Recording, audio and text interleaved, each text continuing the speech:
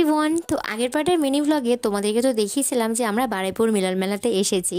তো এই পার্টে তোমাদেরকে চলো দেখাই এবারে বারুইপুর মিলন মেলায় যেটা প্রধান আকর্ষণ ছিল জলপরীর শো। তো এই দেখতে পাচ্ছ লম্বা লাইন, আর টিকিট ছিল 80 টাকা করে।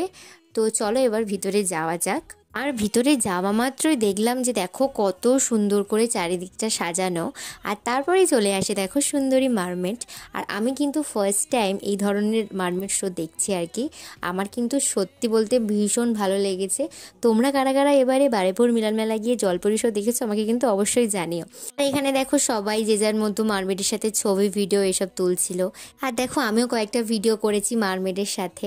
এরপর চলো তোমাদেরকে একটা জিনিস দেখাই। লালি অনেকক্ষণ ধরে এরকম হাতটা উপর করে রেখেছে যে কখন মারমেড ওকে দেখতে পেয়ে একটু হাই হ্যালো করবে, কিন্তু বেচারাকে তো দেখতেই পাচ্ছে না মারমেড। আর ও দেখো বিরক্ত হয়ে যাচ্ছিল, কিন্তু ফাইনালি কিন্তু মারমেড ওকে দেখতে পেয়ে যায়। আর লালি তো ভীষণ খুশি হয়ে যায় ওকে দেখে। আর লালি তো ওখান থেকে বেরোতেই চাইছিল না। আর তারপর কিন্তু টাইম ওভার হয়ে যায় আর মারমেড দেখো উপরে উঠে গেছে। আর এরপর আমরা সবাই আস্তে আস্তে বেরিয়ে পড়ি। আর বারুইপুর মিলন মেলায় কিন্তু আমরা এবছর প্রথমবারই এলাম। আর আসার কারণটা ছিল কিন্তু এই জলপরী শো দেখার জন্যই। প্রথম দিন মেলায় এসেই এত ভালো লেগেছে যে আমরা দুবার আসলাম এটা নিয়ে। তো আজকে মিনি ব্লগটা কেমন লাগলো তোমরা কিন্তু অবশ্যই জানিও। আর ভিডিওটা ভালো লাগলে কিন্তু চ্যানেলটা সাবস্ক্রাইব করতে ভুলো না।